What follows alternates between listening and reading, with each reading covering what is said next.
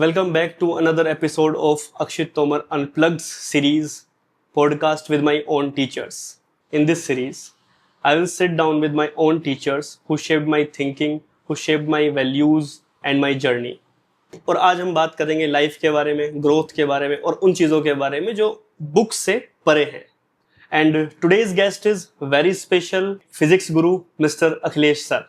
Sir ने physics में सिर्फ सिलेबस से रिलेटेड ही नहीं पढ़ाया है, हमें रियल लाइफ में फिजिक्स किस तरीके से हमारे रिचुअल से जोड़ती है, हमारी दिनचर्या से जोड़ती है, वो सब भी बताया है. लेकिन आज मेरी बारी है सर की जर्नी में और डीपर जाने की, क्योंकि टीचर्स को तो मौका मिलता है बच्चे से क्वेश्चंस पूछने का. और अगेन आज ये सौभाग्य मुझे प्राप्त हुआ है अपने सर के साथ बैठ के उनकी जर्नी जानने का, उनके लाइफ के चैलेंजेस, अचीवमेंट्स, जिस बारे में कभी शायद क्लासरूम में कभी ना तो सर बात कर पाए, ना हमें कभी समय मिला. हमारे फिजिक्स गुरु मिस्टर अखिलेश सर के साथ बहुत अच्छा जुड़ाव हमेशा से रहा है, मतलब 11th 12th और उसके बाद भी मैं कंटिन्यूसली साल में 2 नहीं तो 1 बार तो सर कॉल कर ही लेता हूँ मैं आपको, किसी ना किसी बहाने से, या कुछ विश करना हो या सर से ऐसे मिलने का मन हो. और इसी जुड़ाव के कारण आज हमें सर ने टाइम दिया है ढेर सारी बातें करने का. सर आप हमेशा हमारे साथ रहे हैं और आज भी मौका मिला है, हम साथ बैठे हैं. Thank you so much sir. अक्षित, ये मेरा भी एक सौभाग्य है कि मेरे स्टूडेंट धीरे धीरे अपने जीवन के उस क्षेत्र में भी जा रहे हैं जहाँ से उनको अपने जीवन के रास्ते अच्छे मिलने लगे, घर परिवार सबको संभालते, और मुझे अच्छा लगता है कि मेरे बच्चे मुझे आज तक भी संभालते आए. Thank you so much.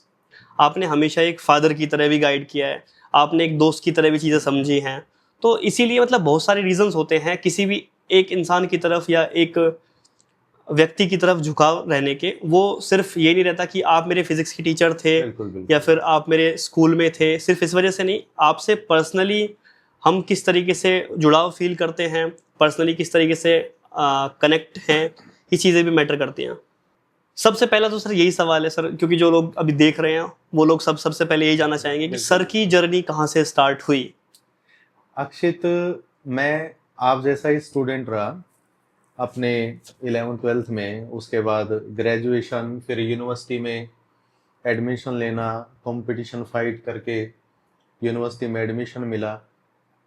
उसके बाद मेरी जो लाइफ का जो मेरा प्राइमरी एम था कि I want to join army, and मुझे एक लेफ्टिनेंट का बनने का जो मेरी लाइफ में था, एक वो सपना था. और वो सपना किसी कारण से नहीं हो पाया, हालांकि मैंने सीडीएस के एग्ज़ाम कई बार क्लियर किए, लेकिन उससे जो है ना परमात्मा की योजना लागू हुई.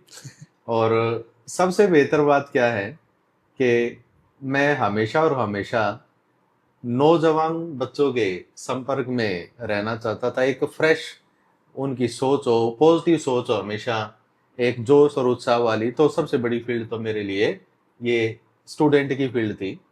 तो मैंने अपने स्टूडेंट लाइफ में भी इंजॉय किया, और मैं अब बच्चों के साथ अब भी इंजॉय कर रहा हूँ.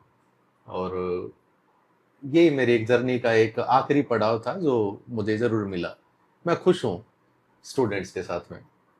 हमने सुना है कि आप पुलिस डिपार्टमेंट में भी कुछ ऐसे पोस्ट पे थे. सर इसकी क्या स्टोरी है? अक्षित, ये क्योंकि मुझे फोर्सेस का शौक था, तो मैंने सोचा भाई आर्मी नहीं है तो अब पुलिस डिपार्टमेंट को देखते हैं और कहीं साइंस से जुड़ा हो, क्योंकि मैं साइंस का स्टूडेंट रहा हूँ. तो फिर मैंने सोचा कि मैं ट्राई करता हूँ इसके लिए.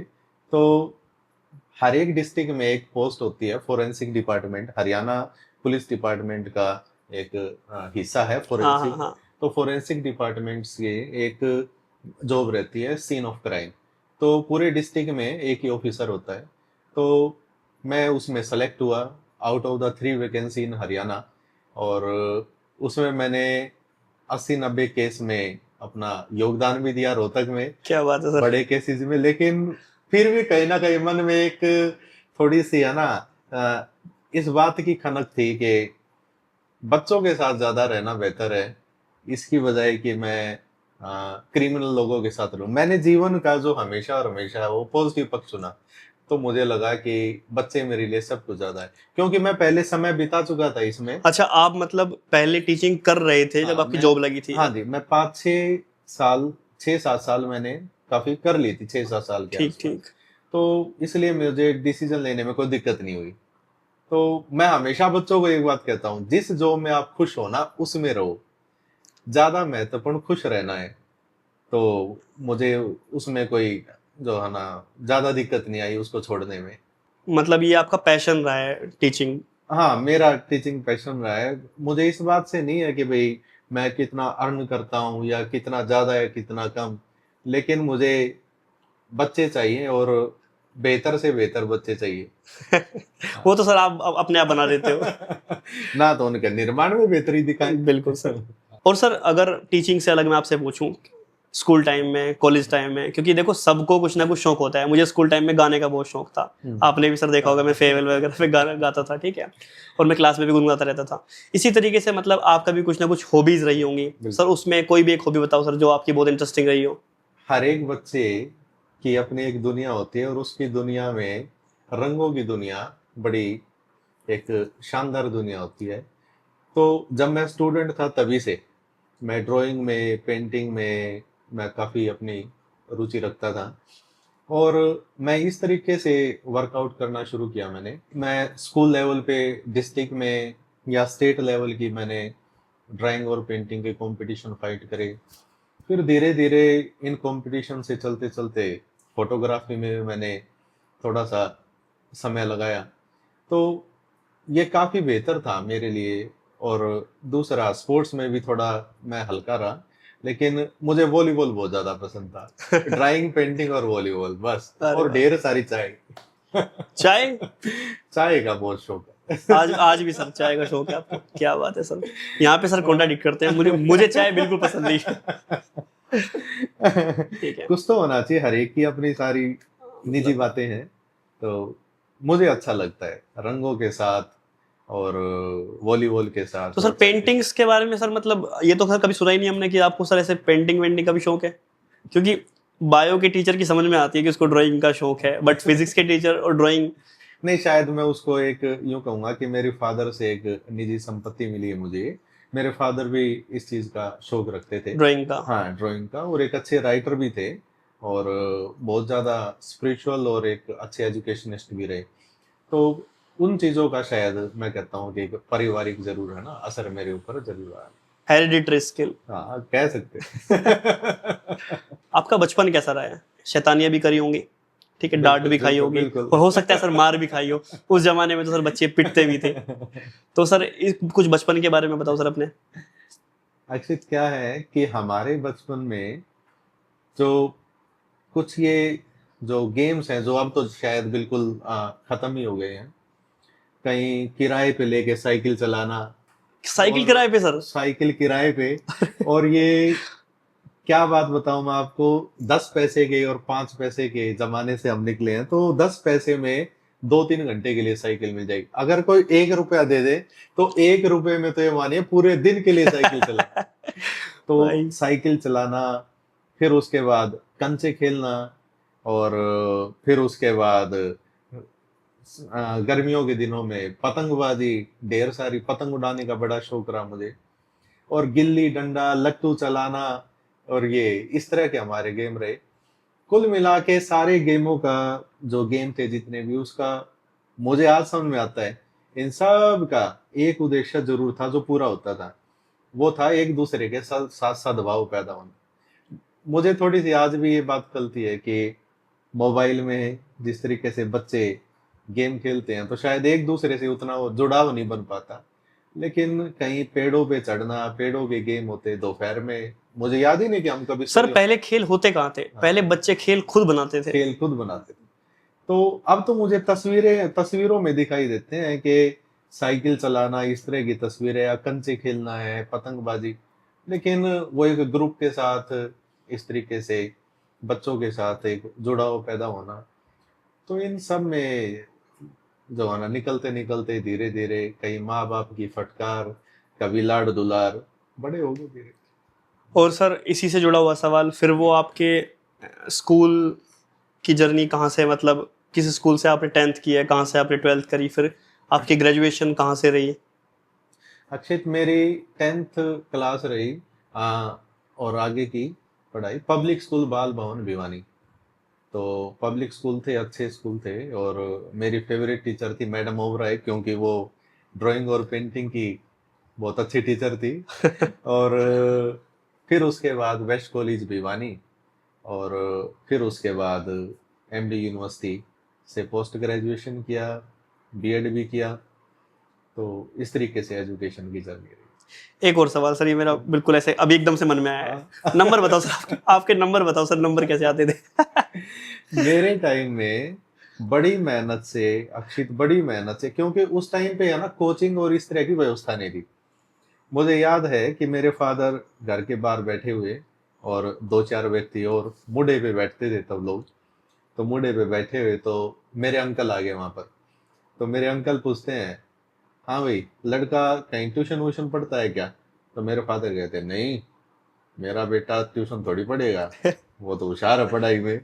तो मतलब कि कोचिंग पे जाना और ट्यूशन पे जाना, कहीं ना कहीं इस बात को यूं मानते थे कि भाई जो कमजोर बच्चा है वो वही जाएगा। जाएगा, हाँ हाँ। हाँ। तो मेहनत ज्यादा करनी पड़ती थी, कहीं हिंदी की डिक्शनरी रखो, कहीं इंग्लिश की, और कहीं सब्जेक्ट की डिक्शनरी रखो, तब थोड़े से नंबर आते थे। 60% तो काफी थे। अच्छा 60%? आज के टाइम में सर 60% में सर बच्चे को जीने नहीं देते हैं सर। अब तो 60% पे शायद हाई तौबा हो जाए। एडमिशन नहीं मिलते हैं सर कहीं पे। एडमिशन तो मिल जाते हैं, खैर अवेयरनेस नहीं है, क्योंकि नीट की अभी तक भी सिचुएशन है, पूरे वर्ल्ड में है कि 50% नंबर आना चाहिए, उसके बाद नीट में मार्क्स आने कंपटीशन, चाहिए, हाँ। कंपटीशन आने चाहिए। और भारत के बाहर तो अगर जो है ना किसी कंट्री में जाना है तो आपके 50% ही मार्क्स होने चाहिए 12वीं क्लास में। उसके बाद you are eligible to enter in the field of MBBS. आप एडमिशन ले सकते, मेडिकल साइड में एडमिशन ले सकते हैं। सर आप स्टूडेंट्स किस तरह के थे? जैसे कि मैं खुद बहुत शैतान रहा हूँ, ठीक है, मतलब मेरी एक आदत थी क्वेश्चंस पूछने की, भले ही मैं घर जाके पढ़ रहा हूँ या नहीं पढ़ रहा हूँ उस बारे में, ठीक है, पर मुझे ऐसा रहता था कि मैं ये सवाल पूछ लेता हूँ। मेरी क्लास में सर बच्चे भी थे सर, जैसे याद है आपको एक अंकित चहल लड़का था? बिल्कुल बिल्कुल है वो सर, MBBS में हाँ admission हाँ सर, वो मेरे से, मैं पुलकित बैठते थे और अंकित हमारे साथ ही, कभी आगे बैठ गया पीछे बैठ गया, तो वो थोड़ा सा ऐसे क्वेश्चन पूछने में सर मतलब इतना ज्यादा कॉन्फिडेंट नहीं रहता था हमेशा। बिल्कुल बिल्कुल। मतलब academically he was most intelligent गाय हमारी क्लास में था, ठीक है, बट क्वेश्चंस हमेशा मुझसे, पुलकित से, भाई एक बार पूछ दे। तो मुझे भी ऐसे आदत हो गई थी, मैंने कहा ये मुझसे बोलेगा, पूछ ले, इससे बड़े मैं ही पूछ लेता हूँ, ठीक है। तो ऐसे ही मतलब हर एक बच्चे की कुछ ना कुछ आदत होती है, कुछ बच्चे बहुत शैतान होते हैं, कुछ बच्चे बहुत ज्यादा मतलब शरारती होते हैं कि बिल्कुल, बिल्कुल। क्लास में। तो आप किस तरह के स्टूडेंट रहे हैं क्लास में? अक्षित, मैं अपनी लाइफ का एक इंसिडेंट शेयर करूंगा आपके साथ। मैं एमएससी में था, और एमएससी में एक टीचर ने जो है ना फिजिक्स पढ़ाई, और जैसे क्लासरूम चल रही थी तो मैंने उस क्लासरूम में उन टीचर से एक क्वेश्चन पूछा, और एक ग्राफिकल क्वेश्चन था, और मैंने उनको यूं कहा कि सर ये इस तरीके से ग्राफ हो सकता है क्या? उन टीचर ने इसको एज ए चैलेंज लिया, और उन्होंने 3 इडियट का सीन दिखा ना अंकित, हाँ हाँ वो क्लास में बुलाता है मतलब कि आमिर खान को, हाँ वो हाँ। मेरे साथ हो चुका है। अच्छा। तो उन्होंने क्या कहा, ज्यादा बनते हो, अपने आप को ज्यादा समझते हो, बोर्ड के ऊपर आओ। हाँ मैं चुप रहा, भाई अब क्या करूं, टीचर के सामने भाई कैसे करूं ना, बोर्ड पे आना पड़ेगा। मैं फिर चुप रहा, नहीं नहीं अब तो तुम्हें आना पड़ेगा। मैंने कहा भाई ठीक है अखिलेश, चला ही जा। मैं बोर्ड पे चला गया। तो बोर्ड पे जाके बोले बताओ कैसे होना चाहिए, तो गुस्से में थे, गुस्से वाली लैंग्वेज थी। तो मैंने कहा सर ये ग्राफ ऐसे होना चाहिए। अब ये पहले साइंस में था ये, अब ये फिजिक्स में ऐसा ग्राफ था, और अब तो ये चेंज हो चुका है, ये इस तरीके का ग्राफ हो गया, ये बिहेवियर चेंज हो गया है, साइंस बदल गई है। तो गुस्से में है ना अपने नोट्स पटक के और वहां से निकल गए, और उसका रिजल्ट पता क्या निकला? मेरे एमएससी में सबसे कम प्रैक्टिकल में मार्क्स लगे। सर वो आने ही थे, आपने टीचर को बच्चों के सामने छेड़ दिया। सबसे कम मार्क्स। लेकिन उस दिन कसम खा ली थी कि मैं टीचर बनूंगा ना तो मैं किसी बच्चे को यूं नहीं कहूंगा कि तुम पूछो मत, हाँ। मैं यूं कहूंगा पूछना है। अब कई बार बच्चे क्लास में ऐसे भी हो जाते हैं जो पूछते हैं, और जो है ना उनका जवाब लंबा होगा, तो मैं कहूंगा बेटा थोड़ा वेट करना, फिर क्लास के बाद बात बिल्कुल करेंगे। सर, हाँ घर में जाने की जरूरत नहीं है, पहले क्वेश्चन का आंसर लेके जाएंगे। हाँ। तो कई बार ऐसी सिचुएशन भी होती है मेरे सामने आई कि एक बच्चा तो अपनी है ना बोला सर मैं कॉपी लेके आया हूँ 7वीं क्लास से मैं आंसर लिख रहा हूँ, सॉरी क्वेश्चन लिख रहा हूँ, हाँ 7वीं क्लास से क्वेश्चन लिख रहा हूँ, आज तक मुझे किसी ने जवाब ही नहीं दिया। अच्छा, मतलब 7 क्लास से वो आंसर लिखता हुआ आ रहा था 7 क्लास से वो नोटबुक में क्वेश्चन ही लिखता आ रहा है कि ये कि पूछूंगा। ये पूछूंगा मून कैसा दिखाई देता है, सन पे क्या हो रहा है, सन से एनर्जी लाइट कैसे निकल रही है, और ढेरों ढेरों ढेरों। एक बच्चा है, नेचर से जुड़ा हुआ एक हिस्सा है, वो पूछेगा। बिल्कुल पूछेगा सर। तो वो सारे क्वेश्चन के आंसर मैंने कहा ठीक है भाई 1-2 दिन में पूरे हो जाएंगे। तो मैंने देखा है बच्चे क्वेश्चन पूछने के बाद उनका मन शांत होता है ना, जब तक बच्चे को सवाल का जवाब नहीं मिलेगा उसका मन उसी में अटका रहेगा। ये जरूरी है, बेहद जरूरी है अक्षर। सर ये क्यूरियोसिटी होती है बच्चों की। बिल्कुल। मतलब ऐसा होता है कि अगर हमारे मन में कोई सवाल चल रहा है, नॉर्मल सा सवाल है कि ये पत्ते एक सीजन में आके झड़ जाते हैं, ठीक है, ये बीच जून में क्यों नहीं झड़ रहे हैं, ये अगस्त में क्यों नहीं झड़ रहे हैं, ये फेब के आसपास आके क्यों झड़ रहे हैं। अब जब तक कि बच्चों को नहीं पता है सीजन, एडम सीजन के बारे में, ठीक है, तो वो तो सवाल पूछेगा ना सर, पहली बार उसका कोई ना कोई तो मार्गदर्शन करेगा। देखो कितना अच्छा सवाल है अक्षित, ये मैंने अपनी क्लास में पूछा बायो के बच्चों से, हालांकि मेरा सब्जेक्ट तो फिजिक्स है। मैंने कहा पत्ते झड़ते क्यों, उसका फायदा क्यों है? हाँ तो बोले कि सर ये तो प्रोसेस है। मैंने कहा प्रोसेस नहीं, इसके पीछे एक जीवन छुपा हुआ है। मैं अर्थ से कुछ लेता हूं तो क्या मेरे को अर्थ को वापस देने का कुछ हक नहीं है क्या? और पेड़ पौधे अपनी सारी की सारी एनर्जी लेते कहां से है? अर्थ से लेते हैं। तो वो जो एनर्जी है वो एनर्जी वापस अर्थ में थोड़ी बहुत तो देनी भी चाहिए। तो वो वापस पत्तों के जरिए, तो एक साइकिल है, पत्तों के जरिए वो उसमें चला गया, फिर वो दोबारा से जो है ना अर्थ एनरिच हुई, उनको फिर उनके जितने प्रोटीन विटामिन मिल रहे हैं वो मिल गए, फिर मिलने शुरू हो जाएंगे। तो फिर मैंने मैसेज दिया, तो देखो ऑक्सीजन किससे मिलती है? पेड़ों से। तो मैंने कहा हमारा कर्तव्य नहीं बनता क्या, पोल्यूशन कम करें और पेड़ ज्यादा लगाएं। तो ये मैसेज होना चाहिए कुछ, बच्चे अच्छी बात पूछते हैं। सर मेरे पास एक बहुत इंटरेस्टिंग क्वेश्चन है आपके लिए, ठीक है, और मैं उम्मीद करता हूँ आपने इस क्वेश्चन के बारे में नहीं सोचा होगा कि मैं पूछने वाला हूँ आपसे। आपका पहला दिन टीचर की तरह कैसा था? अक्षित थोड़ा सा मतलब कि एक हेजिटेशन में, और शुरू में जिस तरीके से क्लास में जब पहली अपॉर्चुनिटी मिली तो एक मैं हेजिटेशन में था, लेकिन फिर भी मैं अपने डेमो के लिए अच्छी सी है ना प्रिपरेशन करके गया था। और मुझे खुशी तब मिली जब मैंने बच्चों से कहा, मैंने कहा आपको जो अच्छा लगे, क्योंकि वो जो दबी हुई बात थी, जो अच्छा लगे आप क्वेश्चन पुट अप कर सकते हो। तो मैं कुछ अपनी छोटी मोटी ड्राइंग भी बना के लेके गया था उसके लिए कि मैं थोड़ा उनको बता पाऊं। तो एक नॉर्मल था जहाँ बच्चे भी थोड़े से एक मतलब कि यूं सहमे रहते हैं, एक नए टीचर हैं, खुल नहीं पाते, बातचीत नहीं कर पाते, वैसे मैं था। लेकिन एक कुल मिला के एक अच्छी जर्नी रही मेरी, अच्छा अनुभव रहा। हमेशा हमेशा बच्चों के साथ मैं खुश रहता हूँ। जैसे जो सर बहुत ऑब्वियस है, जब भी कोई चीज़ हम पहली बार करते हैं तो उसमें हम नर्वस होते हैं, हम सेल्फ डाउट में चले जाते हैं कि मतलब मेरे साथ तो ऐसा हुआ है, हर बार हुआ है, चाहे वो फोटोग्राफी की जर्नी रही हो, या वो एनडीए का इंटरव्यू रहा हो, या वो एनडीए की जब हम कोचिंग करने सर देहरादून गए थे, वो पहली क्लास में पहले दिन बैठना हो, जबकि हमें पता है सर क्लास है, सीखने आए हैं, फिर भी सर एक डाउट रहता था। मैं यूट्यूब के बारे में 2021 से सोच रहा हूँ। अभी भी पहले दिन जब से मैं सर पहला व्लॉग रिकॉर्ड कर रहा था, ठीक है, तो मैं इतना नर्वस था। अब यकीन मानिए सर बहुत बेसिक सी वीडियो थी, 1 मिनट की, ठीक है, ऐसा करके बोलना था सर। उस वीडियो में मैंने 7 से 8 रीटेक लिए, और वो 10वें मतलब 9-10 रिकॉर्ड में जाके वो पहला रीटेक ऐसा आया कि हाँ मुझे लगा कि मैं इसको पोस्ट कर सकता हूँ, जबकि मैं कैमरा से फेमिलियर हूँ, मतलब मैं 5 साल से कैमरा के साथ ही काम कर रहा हूँ। स्टेज के ऊपर जो मतलब कि जाने वाले एक स्टूडेंट रहे। हाँ सर, स्कूल टाइम में मतलब ये सर आपके अंदर स्टेज फोबिया नहीं है, मुझे नए लोगों से बात करने में एजिटेशन नहीं है। नॉर्मली मैं कहीं किसी से मिलता हूँ, मुझे कोई रैंडम कोई भी आ जाएगा ना, चाहे प्रधानमंत्री जी भी आ जाए, बच्चे, मैं नर्वस नहीं होता हूँ, ठीक है। लेकिन जैसे ही कैमरा खोला, ठीक है, और उसकी तरफ अपनी शक्ल देखी सर मतलब कि मैं तुतला भी रहा था सर, ठीक है, मेरी जीभ भी सर ऐसे ट्विस्ट हो रही थी, मतलब मेरे ना तो इंग्लिश निकल रही है ना हिंदी निकल रही है, और फिर से ऐसे मैं नहीं नहीं नहीं नहीं नहीं ऐसे करके, मतलब होता है तो खुद का सामना खुद से करें, खुद से होता है, मुश्किल है। अब सर हम लोग अपनी आवाज ही सुनते हैं वापस, अगर हम अपनी रिकॉर्डेड आवाज कभी सुनते हैं, और क्योंकि बहुत कम मौका मिलता है ऐसा, अब तो मैं सुनने लगा हूँ यूट्यूब पे, बट पहले तो सर कहाँ ही सुनने को मिलती थी अपनी आवाज, और अब मैं सुनता हूँ तो मुझे लगता है ये मेरी आवाज इतनी खराब है। एक और चीज है ना सर, सबको अपनी आवाज खराब लगती है रिकॉर्डिंग में, ऐसा आपके साथ भी है सर?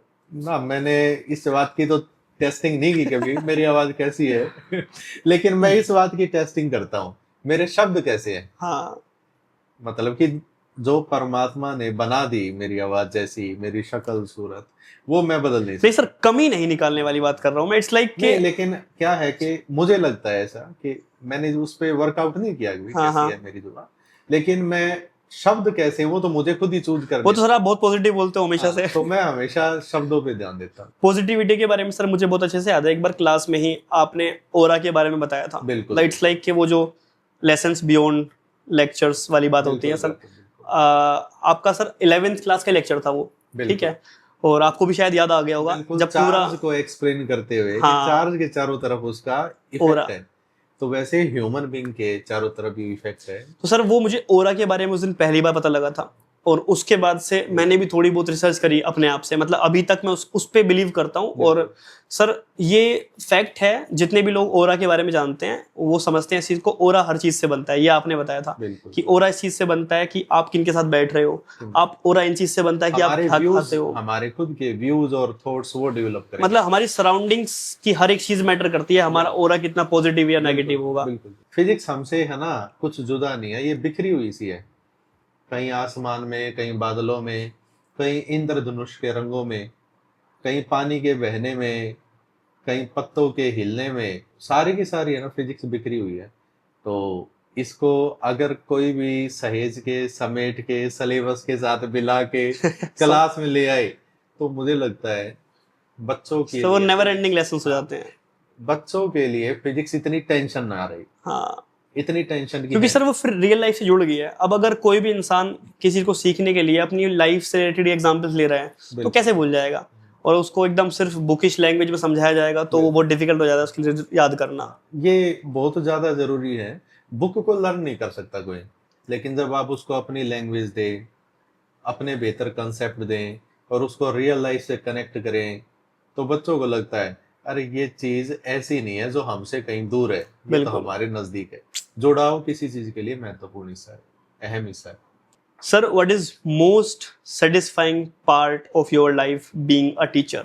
सबसे ज्यादा सेटिस्फाइंग पार्ट तो तब लगता है जब रिजल्ट के बाद मिठाई के ढेरों डब्बे हिस्से में आते हैं तब मैं ही नहीं खाता, सब पड़ोस वालों को सबको खिलाता हूँ। क्या बात है सर। तो ये सबसे खास, और मेरी लाइफ का एक खास हिस्सा क्या रहा कि डब्बे सिर्फ उनके नहीं आते जिनके 90% मार्क्स आएंगे, या एमबीबीएस में हो गया भैया, आईआईटी में हो गया, बोर्ड में 95% 97%, रोहतक में भी बहुत सारे टॉपर उनके भी हिस्से में आते हैं। सर आपकी वजह से पास हो गए। 70% आगे उनके बड़े डब्बे आते हैं हाँ हाँ हाँ हाँ, वो मेरी लाइफ का सबसे, मतलब एक यूं कहते हैं ना किक किक मिलने किक वाली। मिलने वाली बात है।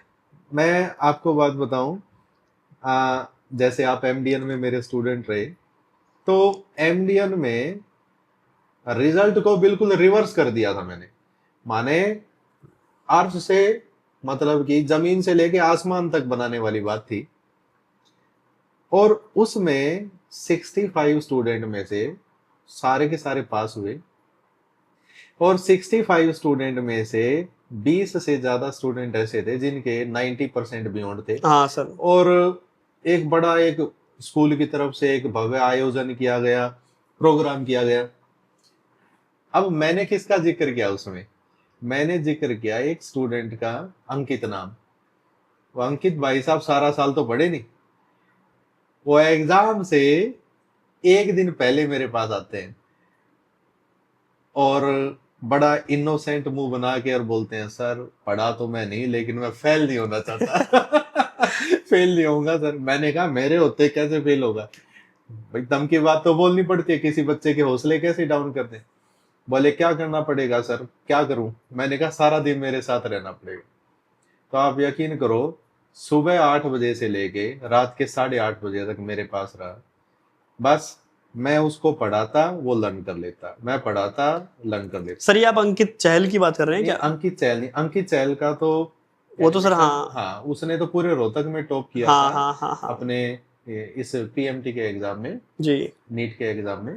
सर। तो और रोहतक का टॉप एक अंकित और था, और समझ गया सर। छोटे हाँ से हाँ कद हाँ वाला हाँ लड़का हाँ था। हाँ, याद आ गया सर मुझे। तो फिर अगले दिन मैंने कहा चल ठीक है, अब तू घर में जा, सो खा पी, अगले दिन सुबह फिर आना 4 बजे। वो तैयार व्यार होके मतलब कि 4:30-5 बजे मेरे पास आया। फिर उसको जो है ना लर्न किया हुआ था वो मैंने उसको रिकॉल कराया। मैंने कहा जा एग्जाम में पास हो जाएगा, और उसके लगभग 66 या 70% के आसपास आ गए।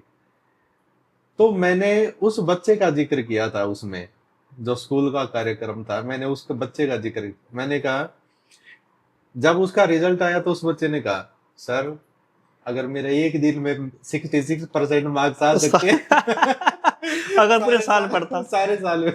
मैंने कहा वो तेरा सोचने का काम बेटा, बड़ा डब्बा लिया मिठाई वाला। बिल्कुल सर। सबको रसगुल्ले खिलाए बड़े उसने। तो मैंने उसका जिक्र किया। तो मैंने बच्चों को एक मैसेज देना था, आखिरी क्षण तक आप हार ना माने। बिल्कुल सर। मतलब कि स्टूडेंट और योद्धा में कोई अंतर नहीं है। सब्जेक्ट है, आता है नहीं आता है उसको छोड़ो, लेकिन कम से कम एक भीतर एक शक्ति होनी चाहिए कि हार नहीं मानेंगे आखिरी तक। पहले पढ़ा है नहीं पढ़ा है एक अलग बात है, लेकिन एक भीतर एक है ना, एक भीतर एक एनर्जी है ना, वो जबरदस्त होनी चाहिए कि जब तक मेरे पास समय है एग्जाम में समय। बैठने तक का, तब तक हाँ, तो पढ़ूंगा। तो मेरी लाइफ में ऐसे बहुत सारे मोमेंट्स आए हैं कि किसी बच्चे को 5-10 क्वेश्चन बता दिए आखिरी मोमेंट में, तो वही आगे और उसी में पास हो गए वो।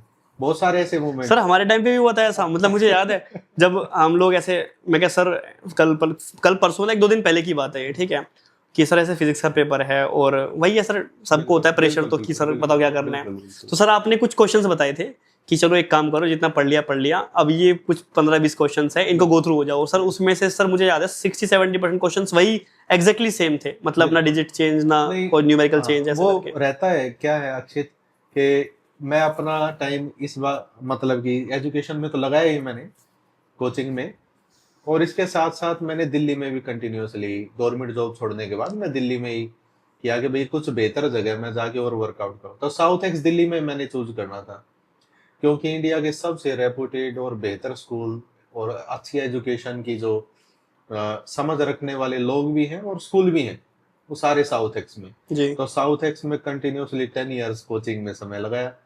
तो वहाँ के टीचर्स का, वहाँ के बच्चों का जो एक जो मेंटल लेवल था और विषय को समझने की थी ना, वो मेरी दृष्टि और ज्यादा परिपक्व हुई, मेरी और मैच्योरिटी बढ़ी। तो आज भी मैं मतलब कि लास्ट मोमेंट पे, उससे पहले लास्ट मोमेंट में मैं जब बोलता हूँ कि भैया ये काम जरूर करना है, तो लगभग सा क्वेश्चन पेपर उसमें से रहेगा। वो एक समझ लगा लो, सर एक वो एक्सपीरियंस भी तो है, हाँ एक्सपीरियंस मतलब। लगा लो, और उन लोगों में मतलब कि समय बिताया है जो एक अच्छी एजुकेशन की समझ रखते हैं। तो उन सब चीजों से बच्चों के लिए काफी ज्यादा सहूलियत पैदा हो जाती है। यहाँ से सर एक और सवाल, आपको कितने ईयर्स हो गए हैं सर टीचिंग लाइन में? मुझे अक्षित अब 22 इयर्स हो गए। 2002 में एमएससी कंप्लीट की थी, और उसके बाद जैसे हर एक बच्चा सोचता ही है कि भाई अब मम्मी पापा से रुपए मांगने की झिझक रहती है अपने बिल्कुल से सर। कि भाई 20 रुपए के कुरकुरे लेने हैं। तो उसी तरीके से फिर मैंने अपना टीचिंग का करियर स्टार्ट किया। अच्छा रहा बच्चों के साथ मेरा, और अब भी जुड़ा हुआ है बहुत, मतलब कि स्ट्रॉन्ग बॉन्ड है। सर एक चीज़ यही इसी क्वेश्चन से निकल के आती है, मान लो आपको 22 ईयर्स हो गए पढ़ाते हुए, तो मतलब 2002-3 में आपने पढ़ाना शुरू कर दिया था सर। उस वाले जो फेज़ की बात करते हैं, 2002 से 2010, ठीक है, और 2010 से 2015, और 15 से सर अब 20, और 20 से 25, क्योंकि अब तो हर साल 1.5 साल में बच्चे बहुत तेज़ी से अपग्रेड हो रहे हैं, बहुत तेज़ी से लोगों का नेचर, बच्चों का नेचर बदल रहा है। और क्या क्या चेंज आपको फील हुआ है बच्चों में, आज से 10 साल पहले वालों में और आज के बच्चों में? अक्षित क्या है कि कोई भी एजुकेशन उसका एक उद्देश्य जरूर है, चाहे फिजिक्स है या कोई भी एजुकेशन, कि बच्चे के अंदर एक सारी जीवन भर एक हौसला बरकरार रहे, और उसको यूं फील हो कि हाँ मैं कुछ कर सकता हूँ। जी। अगर अंदर से कोई हिम्मत पैदा नहीं कर रहे ना, तो इसका मतलब वो एजुकेशन ठीक नहीं है। बच्चे के अंदर हिम्मत जरूर होनी चाहिए। तो जहां पर मैं 2002 में, 2003 में इस तरह की सिचुएशन देखता था कि कोई बच्चा अगर मान लो कम मार्क्स आ गए किसी के, या फेल हो गया, तो उसको यूं नहीं होता था कि जो है ना, मैं अब मेरा जीवन खत्म हो गया है, या उसके पेरेंट्स उस तरीके से रिएक्ट करेंगे, तो शायद यूं ही बोलते थे, कोई बात नहीं है, दोबारा से फिर ट्राई करना, कोई बात नहीं, इस क्लास में नंबर नहीं ले तो अगली बिल्कुल। क्लास में ले लेना। लेकिन यूं नहीं कि मतलब कि कोई तोड़ने वाली बात, बल्कि जीवन से जुड़ने की बात और फ्यूचर से जुड़ने की बात, भविष्य आपका उज्जवल रहेगा, आप खुश रहो, इस तरह की बातें रहती थी। और अब जो बात है, जो आज के समय में बच्चे जरूरत से ज्यादा प्रेशराइज है, और मैं ये कहूंगा बच्चे नहीं, उनके मम्मी पापा ज्यादा प्रेशराइज है। पीयर प्रेशर है ना सर, वो सोसाइटी का। वो सोसाइटी का इतना प्रेशर है, ये भी करना है, वो भी करना है, इस बात पे बच्चों को भला या बुरा बोल दिया जाता है कि आपके 89% मार्क्स आए, 90 क्यों नहीं आए। और उसका एक कारण ये भी है कि माँ बाप जो है वो इस बात को बच्चे के लिए वर्कआउट नहीं करते, बल्कि दूसरों की सुन के उस पर प्रेशर जरूर लगाते हैं। अगर ये वर्कआउट करें कि मेरा बेटा या बेटी, उसका इंटरेस्ट किस फील्ड में है, जी। तो ये ज्यादा बेहतर होगा कि उसकी लाइफ इजी बनाने में शायद माँ बाप की एक बड़ी भूमिका हो जाए। स्कूल में एक ऑप्शनल सब्जेक्ट होता है अक्षित, और मैं आज ही बताता हूँ तो यहाँ के बच्चों को अजीब लगती है, बहुत ज्यादा अजीब, और पेरेंट्स को तो बिल्कुल ही अजीब लगती है। क्या सर? मैं साउथ एक्स दिल्ली में मैंने पढ़ाया, तो मैं बच्चों से बातचीत करता और टीचर से भी बातचीत करता कि शायद कुछ बेहतर अनुभव जुड़े, तो मैं अपने रोहतक के स्टूडेंट के साथ उनको साझा कर पाऊँ।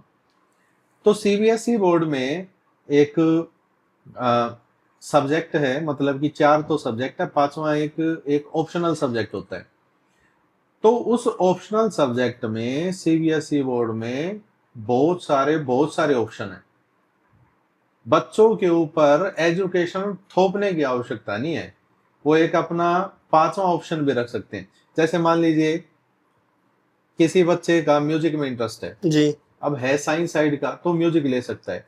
लेकिन साइंस साइड का कोई स्टूडेंट है और अगर वो चाहे कि नहीं मुझे तो इंजीनियरिंग में जाना है, तो मैकेनिकल इंजीनियरिंग है, इलेक्ट्रिकल इंजीनियरिंग है, वो उनका भी ऑप्शन ले सकता है, ऑप्शनल सब्जेक्ट है।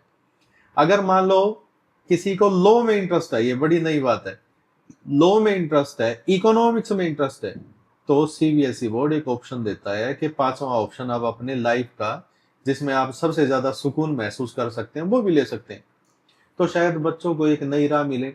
लेकिन स्कूल के जो प्रिंसिपल है या स्कूल के मालिक है, उनको भी थोड़ा सा इस विषय में सोचना चाहिए कि जब सीबीएसई बोर्ड इतना एक ब्रॉड अपना व्यू रखता है किसी बच्चे के लिए कि बच्चों को टेंशन ना हो बल्कि जीवन की एक राह मिले, सही बात है। तो उनको भी थोड़ा सा 1-2 टीचर के अपॉइंटमेंट में थोड़ा खर्चा कर लेना चाहिए। ये मैं सही कहूंगा। बिल्कुल तो सर। इससे माँ बाप को भी कहीं, मेरी दिल्ली में एक स्टूडेंट रही और उसका नीट क्वालिफाई 95% मार्क्स हुए, 5000 उसका ऑल ओवर इंडिया में रैंक आया, आकृति नाम उस स्टूडेंट का था। उसके बावजूद भी उसने लॉ में एडमिशन ले लिया कि मेरा इंटरेस्ट तो लॉ में था। तो एक बच्चे को थोड़ा सा ये नहीं कि सारा दिन सब्जेक्ट में, कोचिंग में, बुक्स में झोंके रहें तो आप खुश रहें। उसको कुछ जीवन की राह दिखाने के, उससे बैठ के उसके साथ बातचीत करने की, उसके जीवन के रास्ते बनाने की या उसको समझाने का एक दृष्टिकोण अगर रखेंगे तो शायद बच्चे काफी सहूलियत में रहेंगे और इतने ज्यादा प्रेशराइज नहीं रहेंगे। सर बच्चे प्रेशराइज किस फैमिली में रहते हैं, जो मैं समझता हूँ, क्योंकि मेरे भी फ्रेंड्स हैं, मैं उनकी फैमिलीज भी देखता हूँ, घर पे भी आना जाना होता है। जिन फैमिलीज में सिर्फ और सिर्फ कंपटीशन करते हैं अपने पड़ोसियों को लेके या फिर अपने रिलेटिव्स को लेके, अपने बच्चे के साथ कंपटीशन, जिस बच्चे को उस कंपटीशन के बारे में भनक भी नहीं है, बिल्कुल ठीक है, बिल्कुल, बिल्कुल, उस बच्चे पे सर अननेसेसरी दबाव बनाया जाता है, ठीक है, पीयर प्रेशर का दबाव कि भाई बिल्कुल, तुझे गवर्नमेंट जॉब ही करनी है। बिल्कुल। उसका मन है सर आर्टिस्ट बनने का, वो बहुत अच्छी ड्राइंग करता है, लाइक ये मैं अपने एक फ्रेंड की ही बात कर रहा हूँ, वो बहुत अच्छे ड्राइंग्स करता था और आप भी उसको जानते होंगे जब मैं नाम लूंगा तो।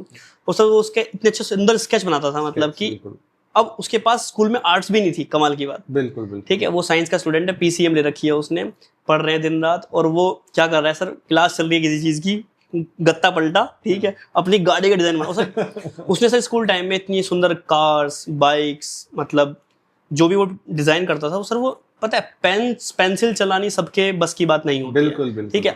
आप खुद एक आर्टिस्ट हैं, आपको पता है उस चीज का। क्योंकि मैं अपनी बात करूं सर जो वो बेसिक सी हट बनाने वाली बात होती है ना सर, मुझसे ड्राइंग में वो भी नहीं बनती थी सीधी, जिसमें सिर्फ स्केल रख के लाइन खींचनी है, ठीक है, ऐसा। और वो सर करता था, मैं तो बहुत इंप्रेस रहता था। और क्योंकि हम लोग चलो खुद ड्राइंग नहीं करते लेकिन दूसरों की देखते तो हैं, तो एज अ व्यूअर मैं उसको कहता था भाई तू बहुत अच्छी ड्राइंग बनाता है। पर वो ये बात कभी अपने पेरेंट्स से कह भी नहीं पाया कि मुझे ड्राइंग करने का मन है, मुझे ग्राफिक डिजाइनिंग या फिर लाइक क्या बोलते हैं उसको, इस फील्ड में आगे ग्रो करना है। हाँ, बस प्रेशर था, गवर्नमेंट जॉब, तो भाई आज आर्मी में सर। फिलहाल वो पुणे में पोस्टेड है और वो द्रास में रह के आया है। बिल्कुल मतलब है settled, he is well settled, काफी अच्छा कर रहा है लाइफ में, और मिस करता है उस चीज को। अभी भी जैसे कॉल पे बात होती है तो समटाइम्स ही सेज कि यार मैं इसको अगर पार्ट टाइम में कर लूँ तो बता कैसे कर सकता हूँ। पर क्योंकि नहीं कर सकते हैं, मतलब डिफेंस में रहते हुए आपके पास टाइम नहीं होता है कि आप किसी भी पार्ट टाइम चीज को टाइम दे पाओगे। बिल्कुल। अक्षित, शायद समय बदल रहा है, पेरेंट्स की सोच भी बदल रही है। और मैं जिक्र करूँगा मेरे पास से 2 साल पहले मेरा एक स्टूडेंट है सागर। तो सागर में अभी ये कपड़ों की एक बड़ा एक नाम है जूडियो। तो उस सागर का इंटरेस्ट था कि मॉडलिंग में, और शायद मैंने 1-2 बार मैंने भी कह दिया था, मैंने कहा रे तू तो मॉडल जैसा लड़का है, थोड़ा सा ट्राई किया कर इस फील्ड में भी। तो अब उसका खुद का इंटरेस्ट भी था और उस चीज में आगे बढ़ गया। तो आज एक बेहतर है ना मॉडलिंग में वर्कआउट कर रहा है, और 2 साल के अंदर ही वो जूडियो की जो है ना एक कंपनी है। हाँ हाँ, और हमारे रोहतक में भी जूडियो के शोरूम पे सागर का फोटो लगा हुआ है अरे कपड़ों के क्या साथ। बात है सर। तो मैं ये चाहूंगा कि माँ बाप भी अपनी सोच बदलें। सर क्या होता है ना, जब क्योंकि मैंने भी फोटोग्राफी आउट ऑफ पैशन शुरू की थी, मैंने आपसे इसकी जर्नी शेयर की थी, ठीक है। तो एक पाकिस्तानी मोटिवेशनल स्पीकर हैं, नाम तो मैं बिल्कुल याद नहीं है सर, एक रैंडम वीडियो जैसे इंस्टाग्राम पे आती रहती है, तो यूट्यूब पे मेरे सामने वो वीडियो आई थी। उस टाइम काफी ज्यादा ट्रेंड था मोटिवेशनल वीडियोस देखने का। हमारे संदीप महेश्वरी जी हमारे इंडिया में उस टाइम काफी ज्यादा पीक पे थे, मतलब एक ट्रेंड होता है, ऐसा चलता है। तो मेरे इंस्टाग्राम, मेरे यूट्यूब पे भी सर वो वीडियोस थी। सर वो रैंडम मेरे साथ एक वीडियो आई और उसमें सर उन्होंने जिक्र किया इस बात का, एक ऑडियंस ने एक सवाल पूछा कि सर आप कह देते हैं कि ठीक है सबको अपने पैशन पे काम करना चाहिए, लेकिन ये पता कैसे लगेगा कि मेरा पैशन क्या है? क्योंकि कोई इंसान होता है उसे स्विमिंग भी पसंद है, उसे सिंगिंग भी पसंद है, उसे डांस भी पसंद है, उसे फोटोग्राफी पसंद है। अब पैशन क्या है ये कैसे पता लगेगा? तो सर उसने बहुत इंटरेस्टिंग जवाब दिया। उसने पता क्या कहा? उसने कहा कि जिस काम को करते हुए आप कभी थकान महसूस ना करो, जिस काम को करते हुए आप कभी पैसे की अपेक्षा ना करो कि मुझे इतना मिल रहा है, इतना मिलना चाहिए था, इतना मिलना चाहिए था, ठीक है। आपको 2 रुपए दे रहा है कोई, आप तब भी उस काम को इतने मन से कर रहे हो। आपको उस काम के 2000 मिल रहे हैं, आप तब भी उसको काम को इतने मन से कर रहे हो, क्योंकि वो आपकी पसंद का काम है, ठीक है। आप उसमें 8 घंटे काम कर चुके हो, 16 घंटे कर चुके हो, आपको पता है कि आपने खाना नहीं खाया है। पहली बात तो आपको याद ही नहीं रहा कि आपने खाना खाना था, ठीक है। समझ लेना वो आपका पैशन है, और आप ये हर इंसान खुद ही फिगर आउट कर सकता है। इसमें कोई हेल्प नहीं कर सकता कि भाई मैं तेरा पैशन फिगर आउट करने में तेरी हेल्प कर दूंगा, क्योंकि एक वो सर फीलिंग होती है बस कि मेरा ये करने का मन करता है तो मैं करूंगा, ऐसा। और अक्षित, मैं कहूँगा ये जैसे आपका जो है ना ये एक पड़ाव जो गुजर रहा है, ये मतलब कि डिजिटल वर्ल्ड से आप जी जो है ना आपका अब मतलब कि परिचय हुआ है, तो ये एक कला का ही एक हिस्सा है। ये लोगों से जुड़ना, उनसे बात करना, और एक बेहतर एक जो है ना कलेक्शन किसी चीज को बना, जैसे पहले बुक राइटर थे, अब ये डिजिटल वर्ल्ड में है ना आप जैसे एक जो है ना बहुत अच्छे राइटर हैं, ये डिजी वर्ल्ड एक राइटर जो है ना राइट अप है ना जो आप कर रहे हैं। तो ये किसी चीज का मतलब कि जो है ना एक शब्दों में पिरो देना, एक अच्छी पिक्चर में किसी एक साँचे में किसी चीज को डाल देना, ये अपने आप में एक बेहतर, सुंदर और एक खूबसूरत कला का एक काम है, और इसकी कोई डायमेंशन नहीं है। बिल्कुल सर, ये तो है। अब रविंद्रनाथ टैगोर थे, तो रविंद्रनाथ टैगोर का लाइफ में यूं नहीं है कि उनकी लाइफ में एक ही चीज थी जी। उनकी लाइफ में म्यूजिक भी था, उनकी लाइफ में एजुकेशन भी था, उनकी लाइफ में पोएम्स भी थी, पेंटिंग्स भी थी। उनका जो जीवन है बहुआयामी रहा है। तो कला की जो है ना कोई boundary, you can not bound it in particular boundary, तो वो बाउंडलेस है। अब स्वामी विवेकानंद थे भाई, मेरे तो आराध्य हैं स्वामी विवेकानंद, तो स्वामी विवेकानंद जो है वो एक बहुत अच्छे म्यूजिशियन भी थे, और स्वामी विवेकानंद एक बहुत अच्छे बोलने वाले, या संसार में इतने बेहतर बोलने वाले शायद धरती पे कोई कमी हुए हैं। तो उनके सिर्फ जीवन का एक पक्ष नहीं था, लेकिन फिर भी जो सबसे बेहतर जो पक्ष है, मैं यूं कहूँगा, कला हो, एजुकेशन हो, सबका चीज़ों का उद्देश्य है कि आपका जुड़ाव हमेशा बना रहे प्रकृति के साथ, मानवता के साथ और सबके साथ। बिल्कुल सर। सर फिजिक्स का एक कॉन्सेप्ट, ठीक है, जो रियल लाइफ में आप सबसे ज़्यादा जोड़ते हैं या फिर उसको कनेक्ट करके महसूस करते हैं, कौन सा है और क्यों है? जैसे अक्षित थोड़ी देर पहले भी बात की थी, और मैंने इसको अपनी लाइफ में माना है, मतलब कि माना ही नहीं, मैंने अपनी लाइफ में जिया है इस चीज को। जी। मेरा जो ओरा है ना, वो मेरा ओरा वो मेरे व्यूज से बनेगा। तो मेरे व्यूज में पॉजिटिविटी होनी चाहिए। और स्वामी विवेकानंद ने भी कहा है कि अगर आप किसी चीज का चिंतन करेंगे, किसी लक्ष्य का चिंतन करेंगे, तो अगर आप गुफा और कंदराओं में हैं तब भी उसको प्राप्त कर लेंगे। क्या बात है तो सर। जीवन में एक पॉजिटिविटी जरूर होना चाहिए। अगर मेरा व्यक्तित्व अगर उस पॉजिटिविटी को शो नहीं कर रहा है, तो मात्र सब्जेक्ट बच्चों पे प्रभाव नहीं डालेगा। महर्षि अरविंद ने भी कहा है कि बच्चों पे प्रभाव टीचर का व्यक्तित्व वो 75% तक करता है। तो अपना व्यक्तित्व का जरूर ध्यान रखना चाहिए, और एक पॉजिटिविटी आपके ऑरा में जरूर शामिल होनी चाहिए, ताकि आप उसी चीज को रिफ्लेक्ट कर पाए। ये बेहद जरूरी है। सर इससे बेहतर जवाब इसका और कुछ नहीं हो सकता। मैं आपको एक अपना लाइफ का इंसिडेंट बताता हूँ। मेरी दिल्ली क्लास थी अक्षित, जी। और ये मतलब कि अनयूजुअल सी चीज है। दिल्ली क्लास थी और मेरी गलती थी, और मैं स्पीड में भी था, और बीच का जो डिवाइडर है, मतलब कि दिल्ली जाते हुए बीच का जो डिवाइडर है, मेरी अपनी गलती के कारण कार उस पर चढ़ गई। अब दूसरी तरफ से सड़क नीचे है, अगर वो पलट जाए तो शायद मैं किसी के ऊपर गिरूंगा और एक बड़ी बुरी स्थिति होगी, एक्सीडेंट बड़ा भयानक होगा। वो जैसे तैसे कंट्रोल करके आया, और कंट्रोल करके आने के बाद मेरा दुस्साहस देखिए। मैं यूं कहता हूं, हे भगवान, कोई है ना, मतलब कि टायर बदलने वाला कोई मिल जाए तो बंदा तो ठीक हो जाए, मेरे से नहीं बदला जाता। और मैं इस चीज में इतना पॉजिटिव हूं, इतना पॉजिटिव हूं, और शायद उस परमात्मा की नेक नियति शायद मेरे ऊपर हमेशा उसकी आशीर्वाद रहता है उनका। एक व्यक्ति आता है और आके अपनी कार में से उतर के आता है, वो छोटी ओमनी वाली कार थी, जी जी। और मेरे को कहता है एक्सीडेंट हो गया। मैंने कहा हाँ। मेरी कार का जो आगे का टायर था वो फट चुका था बिल्कुल, और यूं कहता है आपके पास है इसका जैक वगैरह? मैंने कहा देखता हूँ। बोले चलो ठीक है। वो अपनी कार में से अपना जैक और पाने वाने सब उठा के लेके आता है और बदल के, और मुझे कहता है ठीक है भाई साहब जाओ। मैं कुछ नहीं बोल सका और मैं स्तब्ध खड़ा रहा बिल्कुल। मैंने कहा ये पॉजिटिविटी है या उस कुदरत के साथ मेरा एक नाता है बेहतर। बस वो चला गया, और उसके शायद बाद में अपनी कार में बैठ के फिर मैंने सोचते रहे उसके बारे में। मैं सोचता रहा, और मैंने कहा और तो मैं कुछ नहीं कर सकता था। मैंने यही कहा कि परमात्मा आपको नमस्कार है, शायद आपने मेरे लिए भेजा था। बिल्कुल सर। तो ये एक अनयूजुअल सी बात है, लेकिन होती है। मतलब कि मैंने देखा लाइफ में कि अगर आप पॉजिटिव है ना, तो चीजें आपके अकॉर्डिंग वैसे होती है। सर वो शाहरुख खान वाला डायलॉग है ना कि अगर आप किसी चीज को शिद्दत से चाहो, तो इट्स ऑल अबाउट पॉजिटिविटी और हमारा माइंडसेट, बिल्कुल कि हम किसी चीज को लेके कितना ज्यादा डेडिकेटेड हैं, कितने लॉयल हैं, और वो पूरी सराउंडिंग्स सर हमारी हेल्प करने में लग जाती है। बिल्कुल सारी कायनात हेल्प करती है। जी बिल्कुल सर। ये एक सच्ची बात है।